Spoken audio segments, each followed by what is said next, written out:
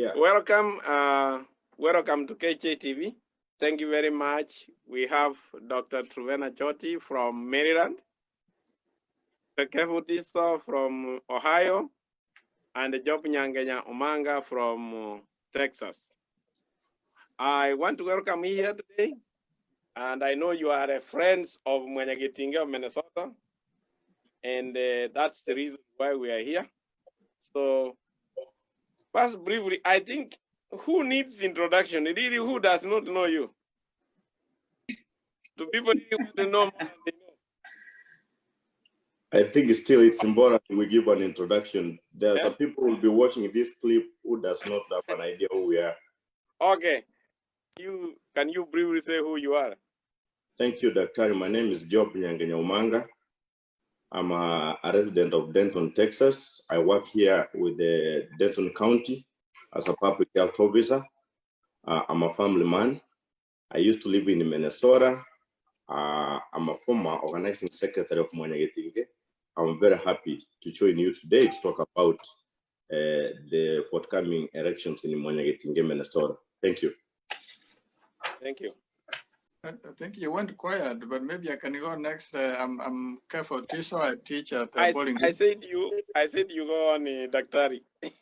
All right, yeah. I'm Kefutiso. I teach at Bowling Green State University. I'm also a product of the University of Minnesota, so I know Minnesota very well, and I was a Mwanyagetinge member in the early days of its founding. And I still retain very many links, social links, professional links to Minnesota. So I'm happy to see that we're here talking about Mwanyagetinge. Thank you. Dr. Jyoti. Okay. Thank you, Dr. Mandy, for the chance. As my name's Mwanyagetinge, I'm a resident of Maryland in Washington, D.C. I work in the international development arena. And as a member of the community, I'm always proud of Mwanyagetinge, and have been a member.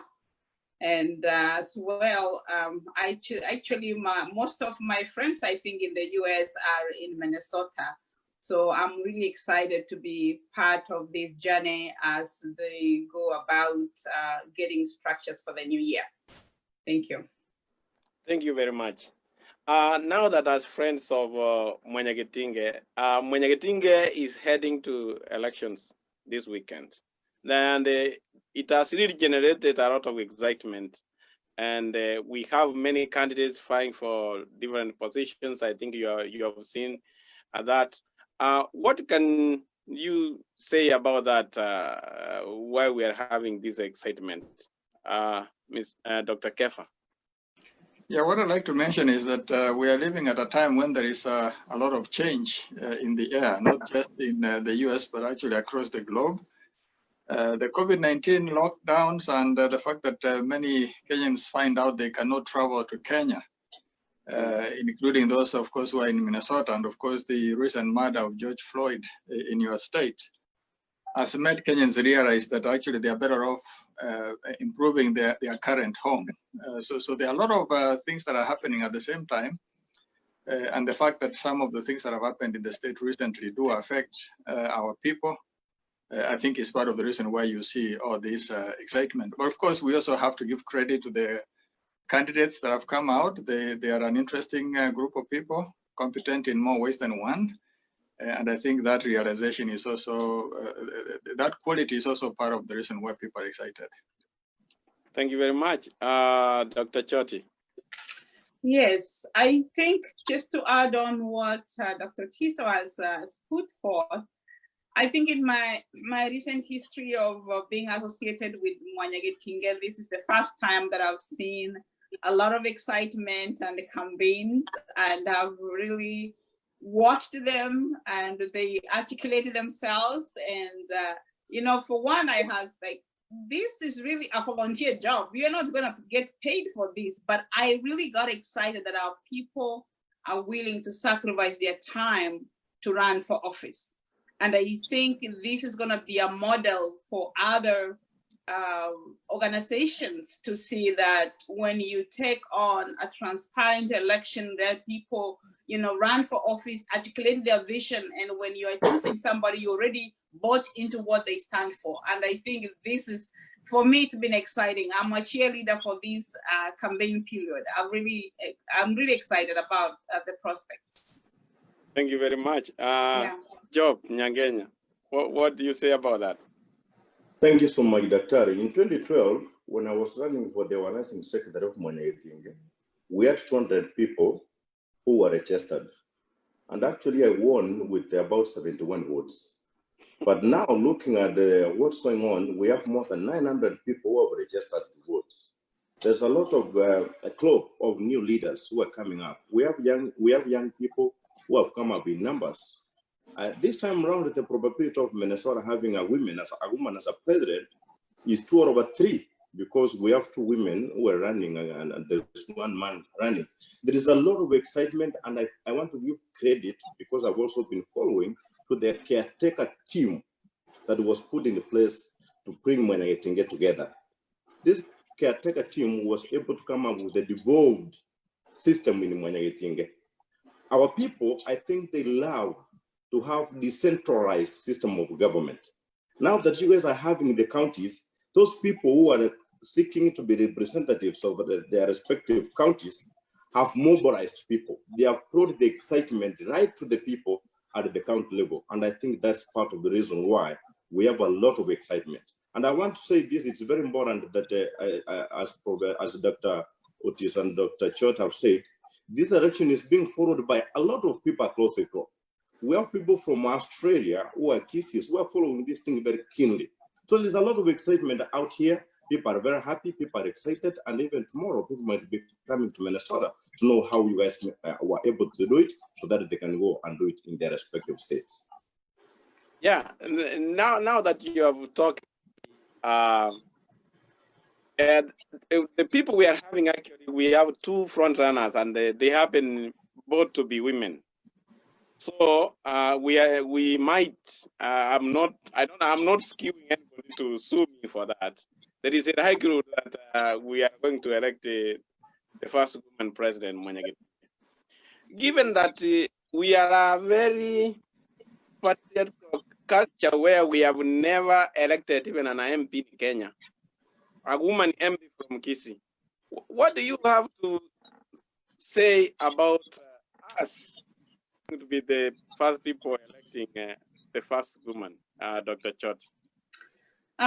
Thank you, Dr. Ari. I'm really excited. First of all, I have to congratulate the 2 women that are putting a fight to be in the front running seat for this presidency, because in many times women shy off from taking leadership responsibilities. And I really have to congratulate Susan and Hulda for this. I'm so proud of them. And at the end of the day, I mean, the women folk will win, whether they are winning, but yes, the chances are high for one of them to win because there are 2. But at the end of the day, it's the women folk that will win. One, I want to say, Dr. Ari, that we are really late in the game to bring a woman leader on the driver's seat, as Omogusi, even just starting back home, because actually we are the only tribe perhaps in Kenya with no elective position. Remember, the Luos had an elective MP in 1960s, but in 2000, Omogusi cannot post, cannot have even a single woman elected MP. We have a question because our women have passed through the women rep where the men could not run. But I want to say that first, I want to congratulate the men behind these 2 women who are running for giving them a space, because I think that the men have a role to play in giving the women a chance. You have to have a man cheerleader. I can say, for example, for me, I have succeeded in my leadership and all I do because of the man I have. Dr. Choti is my cheerleader, because he's encouraging, like, go for it. If it takes, go for it. But we find that until we get there now, and I'm excited that Mwanyagetinge is going to have a leader. Look at the Somali, you know, Omar is already in DC, and we were here before the Somalis came here. And I think this is a wake-up call for us that let's put a woman on the driver's seat for Mwanyagetinge, then see the hope that comes. I'm excited because the little girls are watching. My daughter is watching and saying, Mom, there's a change coming in Minnesota. We are going to have a woman president. And so these women who get into Mwanyagetinge will not stop at Mwanyagetinge. They will have to come to Washington, D.C., where policy is being made. So I think for me, I've really admired the men who are behind these two women, who are even the cheerleaders who are campaigning for them, because really women cannot succeed in isolation. Even we do empowerment trainings in Africa and other countries, what we call, you cannot empower a woman without the men. Actually, we put the men and talk and let's do this together. It's gonna be a partnership. And I'm very excited because, you know, Mwanyagetinge kind of when, if I can say, when the constituency groups came, Mwanyagetinge lost some relevance because, you know, the constituency was feeling the gap that Mwanyagetinge was doing.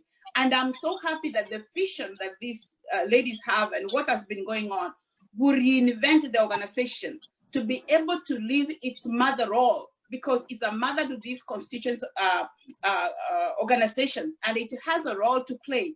And I'm really excited waiting for Mwanyagetinge in the 50 states of the United States. That's what I'm waiting for. Thank you very much. Okay, Dr. Tiso. Yeah, in addition to the points that Dr. Choti has mentioned, I wanted to mention maybe a few more here. One of them is, remember that we are coming off the Me Too movement over the last few years, where women have actually learned to stand up for their rights. And Kenyan women, African women, Wusi women have not been left behind. So some of this is part of the larger movement of women in recent years trying to find their voice and actually be able to, you know, speak up for themselves and actually fight for their rights. And the other thing is obviously that Wusi has been changing. You know, when I was in the university, at Kenyatta University, we were almost about 200 men from Gusii versus about 40 women. That ratio has changed big time. Actually, if you're in Kenya nowadays, you realize that even most of the people that are doing masters and PhD programs are actually women. So there's been this change that has been going on over the last few years, and Gusii has actually not been left behind. There is also research that is showing a number of things about female leadership. Actually, Forbes magazine in April of this year actually listed about 5 key characteristics that I want to mention very quickly, which might actually be part of the reason why women leadership is beginning to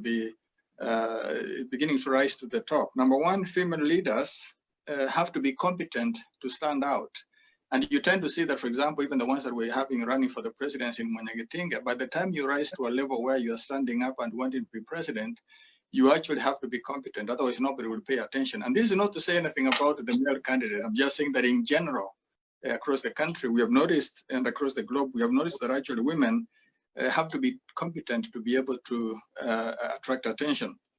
Number two, female leaders do not suffer from overconfidence, you know, and that is a problem that we have seen in many cases where sometimes, Dr. Mandi, as men, our overconfidence can get the better of us and actually cause us to make decisions that cost society dearly. And some of these failures of male leadership are known across the globe. Of course, we have had many male leaders that have succeeded. I consider myself having succeeded in more ways than one, but this is something that I can see that in some cases we can be overconfident to our own downfall.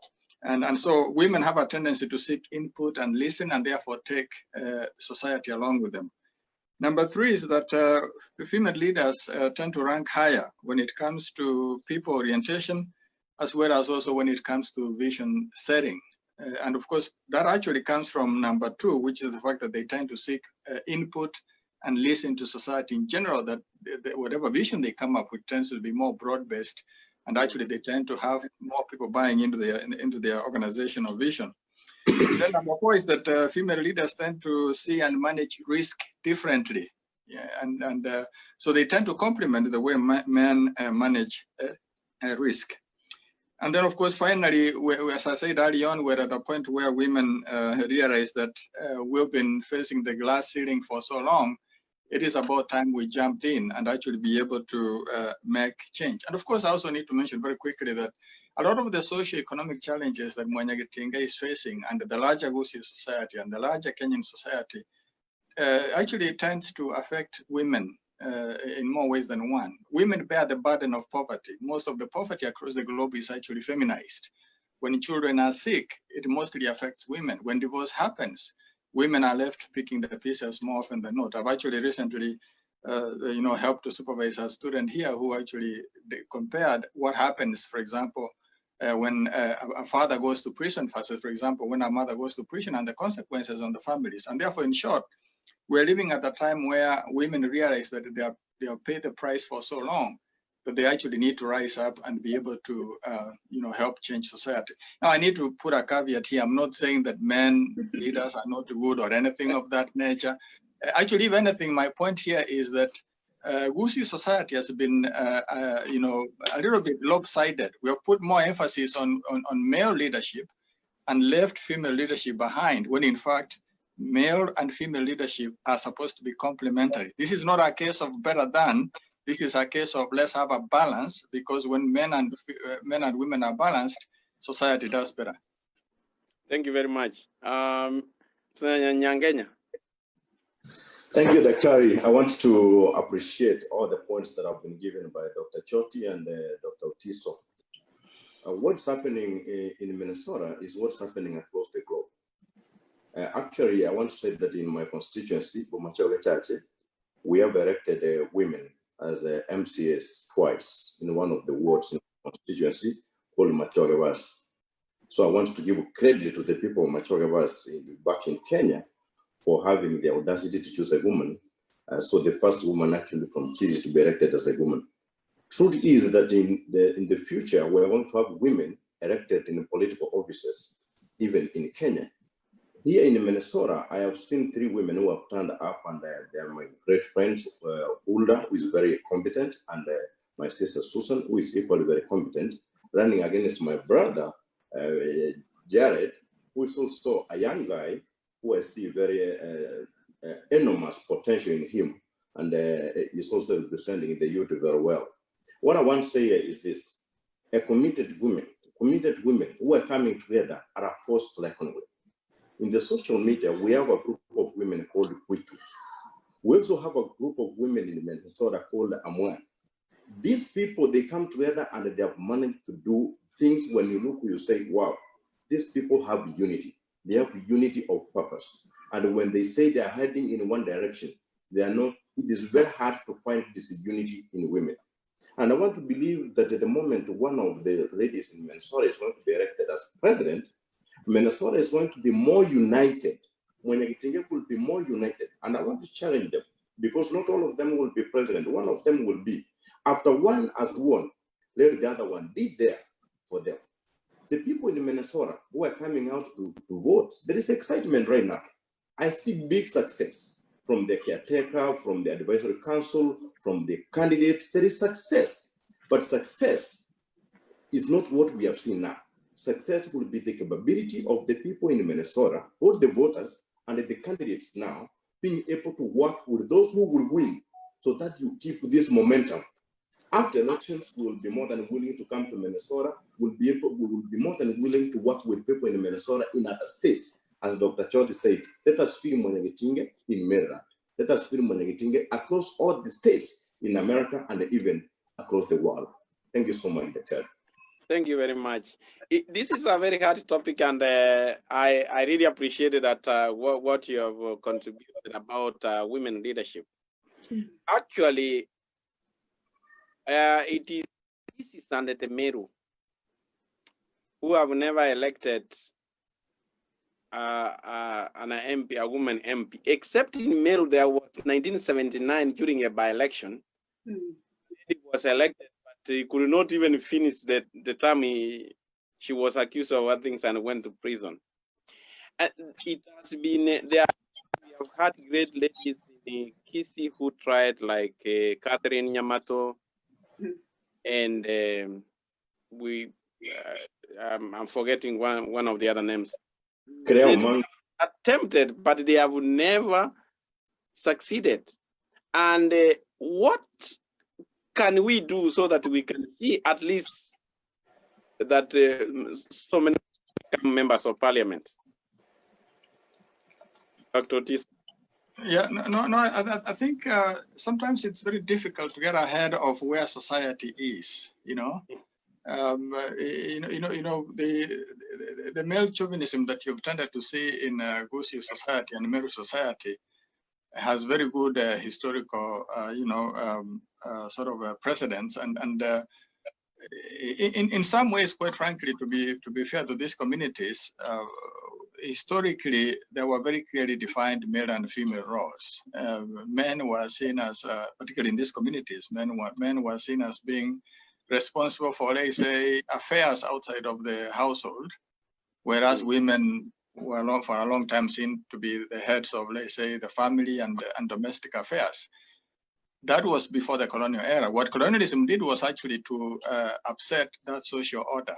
The other thing to remember also in Meru and Gusii land, colonialism actually did not touch these societies as much. We know about Kikuyus in Central, but remember, a lot of the white highlands actually were in Kikuyu land, and they kind of left out Meru land a little bit, and they left out Gusii a little bit. So colonialism upset the existing social order in, let's say, Central, took a lot of men to prison, which created room for female empowerment. So in other words, you can see that what colonialism did in Central Province is not very different, for example, from what actually has happened to the African-American family here. A lot of men have gone to prison and created matriarchal systems in African-American families. So it's not so much that the Kikuyus are advanced than the rest of us. It is that actually colonialism upset the social order in Central Province more than it did, let's say, in parts of Maryland and, of course, Gusii. So therefore, I don't want to create a situation whereby Gusii and the Meru look bad.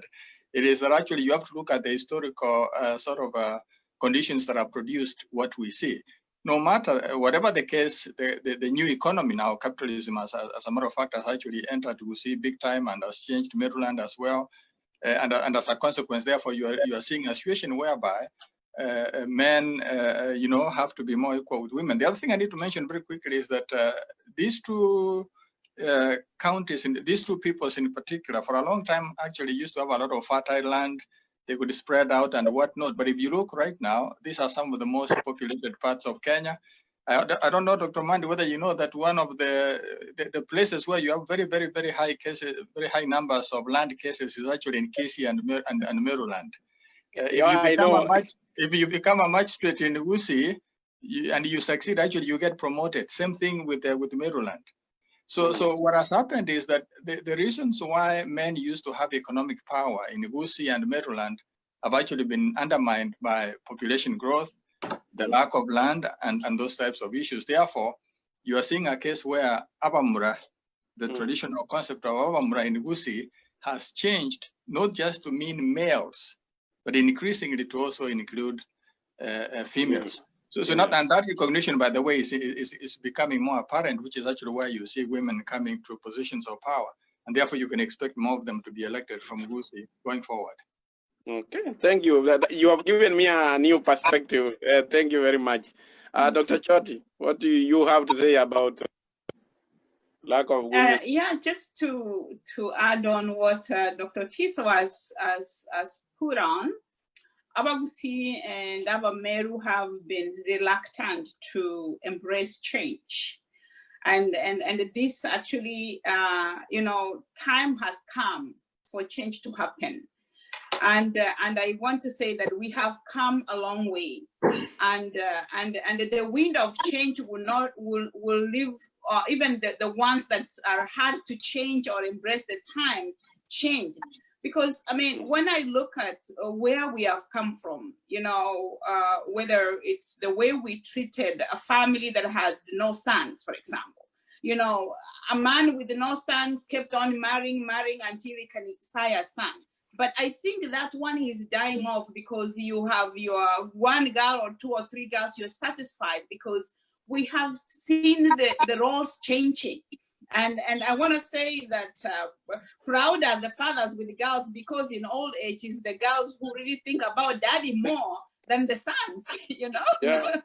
So that is changing the perspectives. And I'm thinking that issues we used to grapple with, like female circumcision, it's dying off because, I mean, honestly, Dr. It's losing value, and so we are moving towards modernization, and I'm thinking that the more we get these conversations going, we have what we call behavior change modification, whereby even the diehards who are embracing it really find that they can no longer embrace it. But I also want to say that, you know, the male feel like it's a threat to their existence or their power when women, you know, get empowered. But I want to look at this differently, and if the men and the women can have a conversation, the women should not come up and just say we are sitting on you because you have sat on us for a long time. You know, that's what upsets the system. But if we can come together as partners for development, I'm thinking that we will really go a long way, and the men will not fear giving the women the chance. But also that's where we even go for our women folk, is that whether you get educated, yes, I have my PhD, but I'm not a man. I'm still a woman in my own accomplishment, and still I'll play my role as a woman. So I think when we start understanding that way, is that you do not look upon your husband who has not achieved as much as you have achieved because you have achieved. And I think, Dr. this is the genesis where we have even domestic violence going up. You know, when you start not having conversation or say, wait until I get my degree, you will see. That's what upsets. And so the kind of, the exchange kind of changes.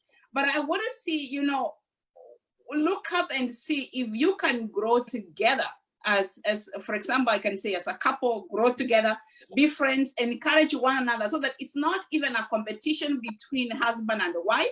It's not even a competition between your sons and your daughters in the way you empower them the same way, but differently, because the women need a different kind of support to succeed, and the men need a different kind of support to succeed. So I think that, you know, we'll be comfortable that way. So men should not feel like, yes, they are going to be threatened or they are going to be an endangered species because women are becoming more powerful. And it's true to say, you know, in America here, the government or whatever, the structure, institutions trust the word of a woman. So the woman has to be honest that what you're putting out as your word has to be a truthful word.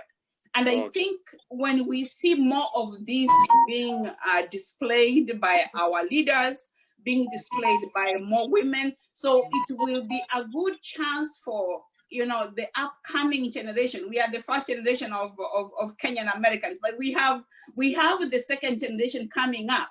So what I'm just going to say is that when we embrace even sharing of responsibilities, yes, men, you have a role to play. The woman has been 16 hours, you are home. What can you do at home to help? It doesn't have to be that the woman is the one to be in the kitchen, she does 16 hours and then comes to the kitchen to do everything. So when you develop that understanding, I think there is gonna be, you know, we will empower more women to go out without feeling threatened as men. Okay, thank you. I think we need, when we have time, I know you did not have enough time. I know Dr. Tiso is running to another, we wanted just to do for 30 minutes. So we will have to wind soon to leave, and then we can organize for another, and the talk is a big bit. Nyangenya, what was your perspective on that question? Briefly, then we can wind up. I want to say that when I was growing up, I used to hear this saying that things have changed now. I know you're Baswati, so that clearly has been shown by our ladies coming here, our ladies even back in Kenya through their affirmative action. We have seen ladies coming up through the third gender rule in Kenya. Women are coming up, and I have no shadow of a doubt that very soon we're going to have a women representative in Kenya as a member of parliament, elected as a member of parliament, or even as a governor, or even as a senator. Here in America, back in Minnesota, I've also seen women coming up to run for various positions. Not only the president, we're seeing women running for like the treasury and all that.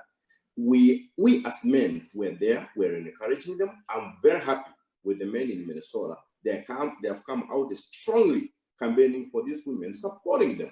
So there is no really much competition, as Dr. Choti said. Without this competition, we're going to have a lean, clean, united community that a lot of people would be looking and say, "Lo, behold, we had a community from Kenya which came to America, and they have done so good. Let us go and learn from them." Okay. So my last question is, what encouragement can you give or advice to the new leadership of Mwanyagetinge, which is to be elected this weekend? Or what can you tell the members who are going to vote this weekend? Let's start with Dr. Truvena. Thank you, Dr. for that question. I want to wish them well, and I want to say, go vote for a woman. Vote for a woman. We want to see that reality come in. We have very competent lady, Hulda. She speaks now, gets it. Go vote. Go vote. And Susan is another competent lady. Go vote. Go. I can't wait to see, you know, the vote counted. Just go vote. Please don't fail to go vote. Just go out this weekend and vote, so that we can have now a discussion later. How do we build a stronger Mwanyagetinge that can withstand the test of times, that can be able to be a mother to all other organizations that we are going to come up with now that Mwanyagetinge is shining. So I can't wait for election results. Thank you. Yeah, I think I'll add to what she has said, but give it a slightly different perspective. I think personally, I'll shy away from endorsing anyone. I think we have good leaders, but what I'll speak to is advise the electorate to pay attention to somebody that actually will unite the community. As far as I'm concerned, this is not a Mwanyagetinge election in Minnesota. I'm actually worried about the global Wusi community. And actually even my involvement in Mwanyagetinge over the last year has really been informed by a desire to unite Omogusi broadly. And it so happens that I have more roots in Minnesota, so that is actually where I think I wanted to start from. But think of things that should annoy us. One of them is that 40% of the remittances that leave the US to Kenya, 40% go to Gusii land. But they go through banks, as many as 40 of them, and we don't even own one of them. Those to me are the bigger issues we should worry about. Here in the US, the Ghanaians have already bought a bank, yeah? And their numbers are actually not as many as ours are, for example. I mean, they're slightly bigger than we are as a national Ghanaian population than the national Kenyan population here in the United States. So those are the things that excite me. Where is our Kenyan diaspora bank? You know, some of the investments that you are seeing from Boston, for example, among our friends from Central, I'm not seeing them in the Gusii community, which is why I'm actually very much opposed to anything that tries to divide us and speak of constituencies. There's nothing wrong with constituencies. I like them, but I want us to think big. I want us to elect leaders that actually will cause us to dream very, very, very big. Unite our people. There's a lot we can do if we are united. There's a lot we can do if we dream big. There's no reason why we should not be represented in the Minnesota legislature, the Congress, given our numbers and those types of things. And those are the things that actually exercise me. So when you look at the three presidential candidates, ask yourself who is more likely to deliver for us a globally united Mwanyagetinge community. And actually dreams very, very big, not just Minnesota. Minnesota is a starting point, but we need to go higher. Thank you very much. Honorable Nyangenya. Thank you so much. I also don't want to endorse anybody at this point because all of these candidates are my great friends, especially the ones who are running for the president. Who have worked with her delivering things in Kenya. I have seen her doing a community mobilization. I admire her leadership so much. I want to wish her well. Susan Mavera is a great leader. She has been a community person in Minnesota. She has been able to master and mobilize people very well. I wish her well. My friend Jared Waru is a young man I so admire, and as I said earlier, he is full of potential to be the president of Mwanyagetinge. I want to say that I'm wishing all of them well. But as I said earlier again, after the elections, because one of them will be the president for sure, don't just leave that person there. The people are going to vote. Don't be, somebody told me that we have grave Mona supporters. Those people take you to the grave. And when they get to the grave, they bury you and they leave you there, they go. These people, all the people in Minnesota, after you vote, don't leave these leaders there. Be there and support them.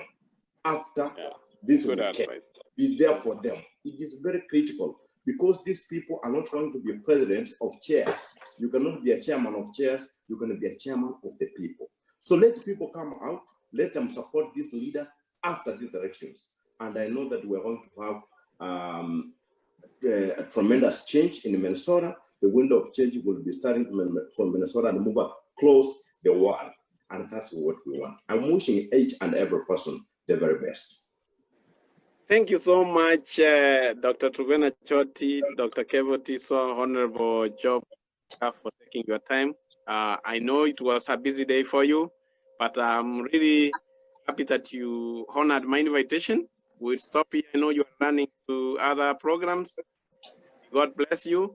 But we will revisit again on that topic when we have more time. I think you guys, you have given me new perspectives about some things we will talk about. Thank you very much. Thank you. Thank you.